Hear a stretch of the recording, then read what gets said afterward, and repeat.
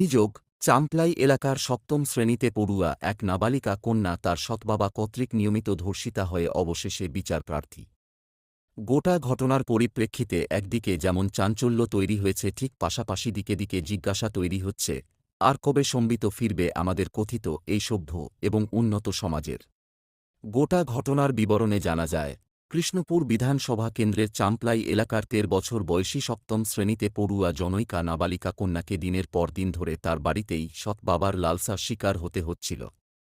স্বাভাবিকভাবেই সে মানসিক বিধ্বস্ত হয়ে পড়ে এবং এরই মধ্যে মঙ্গলবার স্কুলে গিয়ে স্কুল থেকে বাড়ি ফিরতে চাইছিল না এবং বিষয়টা স্কুল কর্তৃপক্ষের গোচরে যাওয়ার পর স্কুল কর্তৃপক্ষের তরফ থেকে কোন এক সামাজিক সংস্থার সাথে যোগাযোগ করা হয় এবং ওই সামাজিক সংস্থার মাধ্যমে তেলিয়ামুড়া থানায় প্রথমে অভিযোগ জানানো হয় এবং এর পরবর্তী সময়ে মামলা নথিভুক্ত করা হয়।